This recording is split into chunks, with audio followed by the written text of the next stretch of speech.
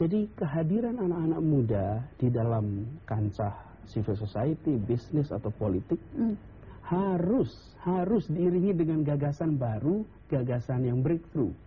Bila anak muda membawa gagasan lama, maka tidak ada yang menarik kecuali usianya. Dan anak muda itu selalu berbicara masa depan.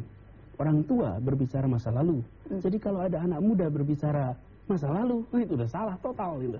Jadi anak muda bicara mimpi, bicara gagasan ke depan. Nah, ini yang menurut saya menjadi karakter utama yang harus ditonjolkan. Mas Anies, kalau kita ingat sejarah kepemimpinan para founding fathers kita itu kan latar belakang guru atau pendidik menjadi menonjol. Soekarno dulu pendidik, Bung Hatta juga dulu guru, Wahid Hashim guru pesantren. Banyak kemudian pemimpin-pemimpin yang berasal dari pendidik. Tapi kalau kita perhatikan sekarang tampaknya akselerasi dari kalangan pengusaha jauh lebih cepat kalau dibandingkan dengan kalangan pendidik untuk menduduki posisi-posisi pejabat publik di negeri ini. Anda sependapat dengan itu? Ya, begini.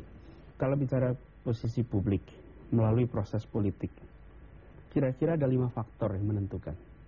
1 adalah ide atau gagasan. Kedua adalah money, uang. Ketiga, massa, pendukung. Keempat, machinery, organisasi pendukungnya. Kelima adalah network. Kalau kita perhatikan dalam beberapa tahun terakhir ini, sesudah era demokrasi, yang dominan tinggal uang.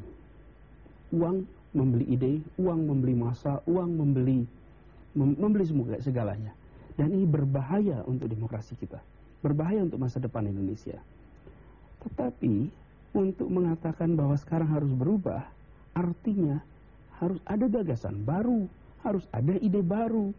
Tidak bisa begitu saja mengatakan jangan gunakan uang. Selama tidak ada ide baru, gagasan baru, maka money dominate. Kenapa dulu para pendiri republik ini menonjolkan pada gagasan? Karena mereka punya gagasan-gagasan yang luar biasa baru. Konsep-konsep yang sama sekali tidak terbayangkan. Bukan saja untuk Indonesia. Dunia hari ini menyaksikan Indonesia terkesima. Bayangkan, tidak ada bangsa di dunia yang memiliki bahasa bersama sebelum berdiri republik. Indonesia ada. Tahun 28 kita udah sepakat satu bahasa. Baru tahun 45 kita ada negara. Di negara lain, Uni Eropa yang sangat modern, sampai dengan hari ini mereka belum bisa menentukan bahasa bersamanya. Banyak sekali gagasan-gagasan jenius di masa itu. Itu yang menyebabkan the idea yang muncul dari mereka menjadi driving force. Hari ini tantangan kita adalah menyeimbangkan yang 5 tadi. Dan salah satunya adalah dengan harus ada gagasan-gagasan terobosan. Tidak seperti tadi Anda katakan uang yang akan mendominasi. Betul. Anda tertarik ke dunia politik praktis, Mas Anies? Sejauh ini saya memilih untuk di pendidikan saja dulu. Dan saya melihat politik itu bukan semata-mata soal power.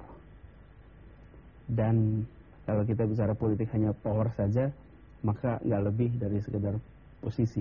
Jadi sejauh ini belum ada, tapi dalam berpikir untuk 4-5 tahun ke depan, atau belum memikirkan hal itu sama sekali? Belum. Saya rasa kalau kita fokus di satu hal, let's be focus. Kita lihat aja perkembangan ke depan seperti apa. Karena bagi saya melihat cita-cita memajukan itu yang penting. Di mananya itu menjadi sangat tergantung kepada situasi, kondisi, dan kadang-kadang kita tidak pernah mengira peran apa yang kemudian kita mainkan. Sama sekali kadang-kadang nggak diduga. Baik, Mas Anies, nanti kita akan lanjutkan perbincangan ini bersama dengan 2 narasumber yang lain, namun setelah pariwara. Pemirsa tetap di Mata Najwa, sesaat lagi kami akan hadirkan salah satu pengusaha muda terkaya di Indonesia versi majalah Forbes, Sandiaga Uno. Sesaat lagi hanya di Mata Najwa.